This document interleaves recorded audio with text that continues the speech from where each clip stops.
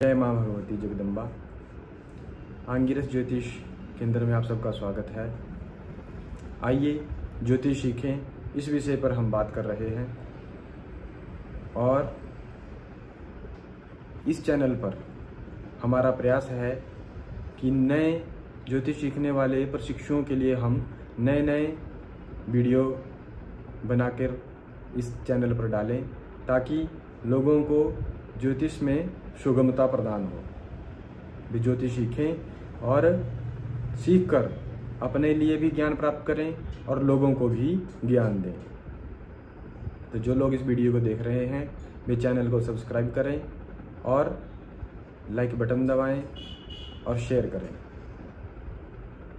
आइए आज हम जिस विषय पे बात करेंगे वो विषय है लगन और लगन तनवादी द्वादश भावों से विचारणीय विषय। लगनादि भावों से क्या विचार करना चाहिए। तो लगन से शरीर संबंधी सब विचार किया जाता है।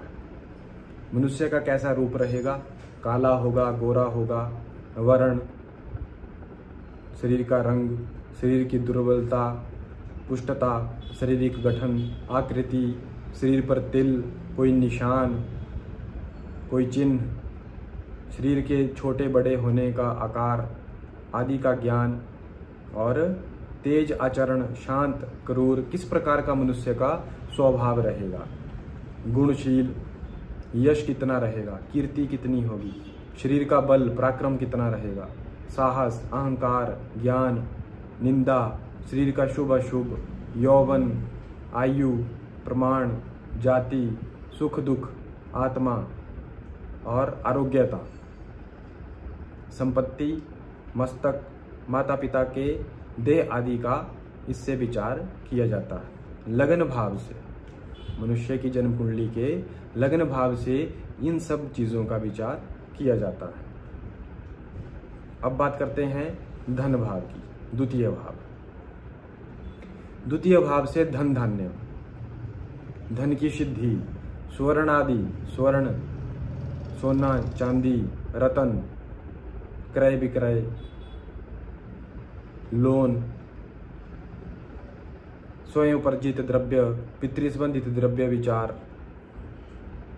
और सत्यता असत्यता, भोजन के प्रकार, पात्र और वस्त्र का विचार, मुख, जीवा।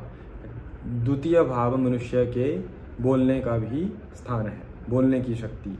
हमारे कंठ देश में यह बैठा होता है। चेहरा, नेत्र, विशेषतः दक्षिण नेत्र का यह स्थान है।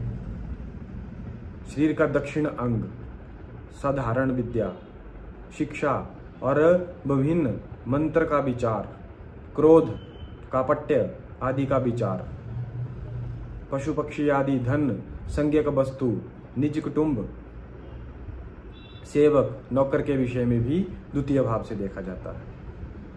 अश्व ज्ञान, पशुओं का ज्ञान भी द्वितीय भाव से किया जाता है।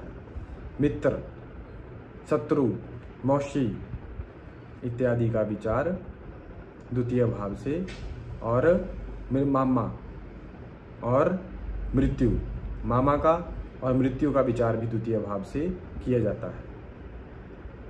इस भाव का प्रभाव गर्दन, गला, कंठ और नेत्र पर पड़ता है। तो मित्रों, दूसरे भाव से ये सब चीजें ज्ञान की जा सकती हैं। अब आता है तृतीय भाव। तृतीय भाव से सगे भाई बहन का विचार,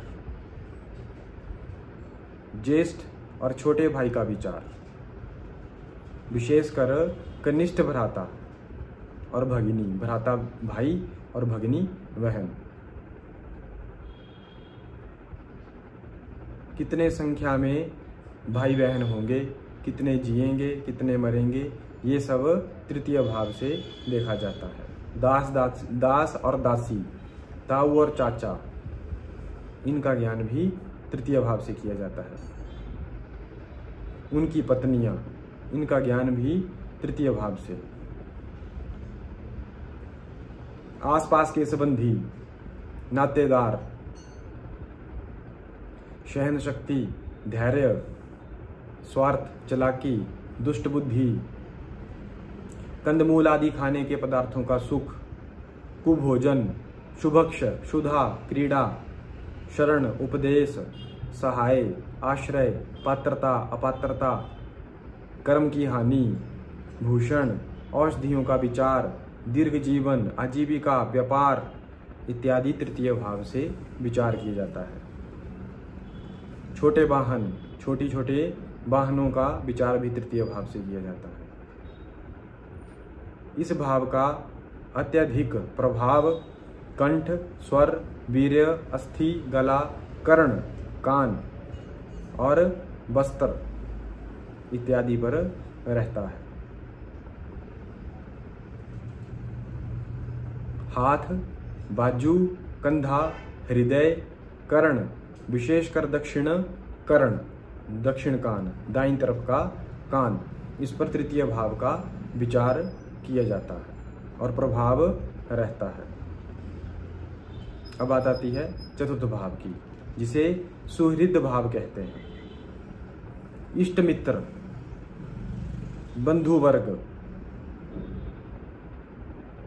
आत्म बंधु, स्नेह बंधु, जाति वंश, माता से प्राप्त दुख, माता का सुख, माता का स्वभाव, आयुष्य, मातृपक्ष का विचार, माता का वक्षस्थल, माता पिता का विचार, ससुर, नानी, विविध मित्र, घरेल स्त्री का सुख, दासियां, पिता की संपत्ति, निधि, भूमिगत द्रव्य, अगर भूमि में गड़े हुए धन के विषय में पता करना हो तो चतुर्थ भाव से ज्ञान कर सकते हैं। आयुष्य के अंत के दिनों में सुख दुख का विचार, स्थावर संपत्ति, ग्राम, घर, गौ, चौपहिया वाहन, बावड़ी, तालाब, कुआं, वृक्ष, क्षेत्र, बगीचा और संबंधी, महाअवधि, धरती का उद्यम, औषधि, रसायन, शास्त्र के विषय, पताल कर्म, भूमि, शोधन, भूविद्या, खेती, भूमि, कर्म, सुख, आनंद, शयन, सुख संपत्ति, भोज्य पदार्थ, मनोगुण, मानसिकता, मनुष्य की कैसी मानसिकता रहेगी, ये भी चतुर्थ भाव से ही ज्ञान होगा। सुगंध, उद्यम, वित्त, विवर, हृदय स्थान, कंधा, इसका प्रभाव छाती और कुछ हिस्सा पेट का, जिसके ऊपर इसका प्रभाव रहता है। चतुर्थ भाव से ये सारे विषय विचारणीय है। अब आता है पंचम भाव, जिसे सुत भाव, विद्या भाव भी कहते हैं। 12 प्रकार के संतान का विचार पंचम भाव से किया जाता है। गर्भ की स्थिति, पिता का ज्ञान, विद्या, बुद्धि, यांत्रिक ज्ञान, यांत्रिक आप किन यंत्रों से अपना जीवन जीते हैं। पुराने समय में यंत्र निर्माण किया जाता था। यंत्र अनेक तरह के होते हैं और यंत्रों से मनुष्य अपने जीवन को चलाने में सुगमता प्राप्त करता था, सुगमता से अपने जीवन को चला लेते थे। तो यंत्र निर्माण पंचम भाव से देखा जाता है। आज के समय में वे लोग मैकेनिक हैं और यंत्रों का निर्माण करने वाले लोग हैं। बुद्धि का विस्तार, धारणा शक्ति, स्मरण शक्ति, बुद्धि की तीक्ष्णता, विवेचन शक्ति, नीति, विनय, व्यवस्था, प्रबंधक, सलाह, गुप्त मंत्रणा, रक्षा, गोपनीयता, नम्रता, शील, स्वभाव, चतुरता, ज्ञान, मेधा शक्ति, तुष्टि, महात्म्य, आत्मविद्या, बड़प्पन, पठन, अध्ययन। मनुष्य का अध्ययन किस प्रकार का रहेगा, विद्या कैसी रहेगी, ये पंचम भाव से देखा जाता है। हर्ष, पांडित्य, श्रम, वाणी, वंश वृद्धि, कला, आतिथ्य, देव भक्ति, यंत्र मंत्र की सिद्धि, पुण्य कर्म, राज्यानुग्रह, धन, उपाय, उद्योग, लॉटरी, सट्टे आदि में यश अपयश का विचार, अन्नदान, भोजन, शिल्पादि का भी विचार पंचम से किया जाता है। उदर का भाग, पेट का भाग, उदर प्रवेश, यह उदर स्थान है, पेट का स्थान है। हृदय और उदर के बीच का भी प्रवेश है। हमारे हृदय और उदर के बीच का जो स्थान है वो भी पंचम भाव है। इसका प्रभाव पीठ पर और पेट पर और हृदय पर रहता है। ये पंचम भाव से विचारणीय विषय है। अब आता है षष्ठ भाव, जिसे हम रिपु भाव कहते हैं और इसे शत्रु भाव भी कहा जाता है। शत्रुओं का समूह, होने वाली व्याधि, रोग, अरिष्ट हानि, द्रव्य हानि, द्रव्य का नाश, निराशा, दुख, शोक, क्लेश, विघ्न, द्वेष, मानसिक चिंता, दुख, शंका, क्रूर कर्म, अशुभ कर्म, व्यसन, व्रण और विस्फोटक, चोट इत्यादि, और संग्राम, चोर भय, बल सुख, भूमि, मौसी का शुभ अशुभ, सौतेली माँ, स्वजातीय, गाय, भैंस, ऊंट, गधा, चौपाइया, शट, रस भोजन का मधुर आदि स्वाद, चटनी, नौकर और नीचे काम करने वालों का विचार षष्ठ भाव से किया जाता है। ऋण, ऋण का विचार भी षष्ठ भाव से किया जाता है। पाप कर्म, नाभि, उदर, विचार, उदर का भाग, उदर का निचला भाग, यह पेट का निचला भाग है। आंतड़ी, आंतड़ियां जहां होती हैं। नाभि और पेट पर षष्ठ भाव का प्रभाव रहता है। अब बात आती है सप्तम भाव की। सप्तम भाव को पत्नी स्थान कहा गया है, जिसे जाया भी कहते हैं। स्त्री का यह स्थान है पुरुषों की कुंडली में, पुरुषों की जन्म कुंडली में यह स्त्री का स्थान है, और स्त्रियों की जन्म कुंडली में यह पुरुषों का, पत्नी का, पति का स्थान है। पत्नियों की जन्म कुंडली में पति का यह स्थान है। यदि किसी स्त्री की जन्म कुंडली में विचार करना हो तो सप्तम भाव से विचार किया जाता है। तो सप्तम भाव से विवाह, स्त्री का आचार, स्त्री सुख, स्त्री का शरीर, मैथुन, काम, क्रीड़ा, श्रृंगार, व्यभिचार, स्त्री सौभाग्य, आनंद, उपभोग, स्त्री कलह, पुत्र सुख और पहले पुत्र के समय दुख, और सप्तमेश से ये विचार किया जाता है। पितामह, माता का और भाई का पुत्र, भतीजे का ज्ञान भी सप्तम भाव से किया जाता है। संग्राम, वाद विवाद, अदालती झगड़े, कलह, साझेदारी तथा प्रकट शत्रु, आपको ज्ञान हो कि यह मेरा शत्रु है, प्रकट शत्रु। संपूर्ण यात्रा, पद प्राप्ति, वाणिज्य क्रिया, उन्नति, चोरी हुई वस्तु या खोई हुई वस्तु या भूला हुआ कोई विचार, इसका ज्ञान भी सप्तम से किया जाता है। दधि, मिठास, गाय, नदी, दाल, क्षार, रेत, गुदा, गुह्य, मूत्रेंद्रिय, मूत्र और नाभि सप्तम वार्षिक संज्ञक हैं। ये सब की जगह संज्ञक सप्तम भाव है। इसका प्रभाव बस्ती मूत्र पिंड पर होता है। इसमें सभी ग्रह अशुभ माने जाते हैं। तो सप्तम भाव की ये विचारणीय विषय सप्तम भाव से रहे हैं। सप्तम भाव से इन विषयों के बारे में ज्ञान किया जा सकता है, विचार किया जा सकता है। अब बात आती है अष्टम भाव, जिसे मृत्यु भी कहते हैं और आयु भी कहते हैं। मृत्यु का ज्ञान भी यहीं से होता है, शुभ अशुभ का, अरिष्ट का ज्ञान भी यहीं से होता है। आयु, मरण, व्याधि, रोग, रोगोत्पत्ति, मानसिक पीड़ा, मनोव्यथा, मरने का हेतु, मृत्यु स्थान, मृत्यु के संबंध से सब प्रकार का विचार, मरने के बाद गति, पूर्व जन्म, अग्रिम जन्म का वृतांत और निर्यात। अगर किसी के पूर्व जन्म के बारे में पता करना हो तो अष्टम भाव से किया जाता है। जीवन का समय, अरिष्ट दीर्घ, अरिष्टों के विषय में भी अष्टम भाव से ज्ञान किया जाता है। दीर्घ जीवन के विषय में अष्टम भाव से ज्ञान किया जाता है।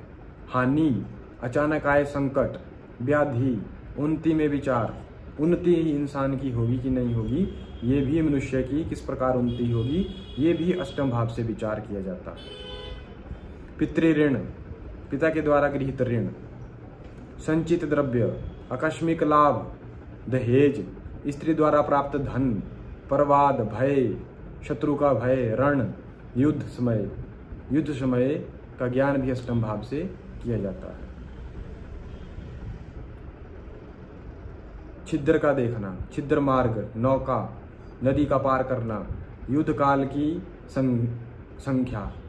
आज के समय में तो ये चीज़ें नहीं हैं, किंतु फिर भी कुछ समय में ये चीज़ें, जिस समय शास्त्रों की रचना की गई है, बहुत सारे ऐसे विचार हैं जो उस समय में प्रधानत्व में थे, लेकिन समय परिवर्तित होने की वजह से इस समय वो चीज़ें नहीं हैं, उनका विकास हो चुका है। जिस प्रकार यहाँ बात की गई है नदी पार करना, तो नदी पार आज के समय में कोई भी नाव से करेगा, किश्ती से करेगा, या अब तो यदि जल की कोई यात्रा करता है तो वो पानी वाले जहाज के ऊपर बैठ के करेगा। तो वो भी ज्ञान अष्टम भाव से ही किया जाएगा, उसका विचार अष्टम भाव से होगा। क्रूरता, अपमान, जय, पराजय, दुख, व्यसन, टेढ़ी बात, मतलब बात करने का तरीका, किस तरह से मनुष्य बात करता है। विपत्ति, भोजन का सुख, भोजन मिलेगा या ना मिलेगा। और बड़ी बहन के पुत्र का विचार अष्टम से।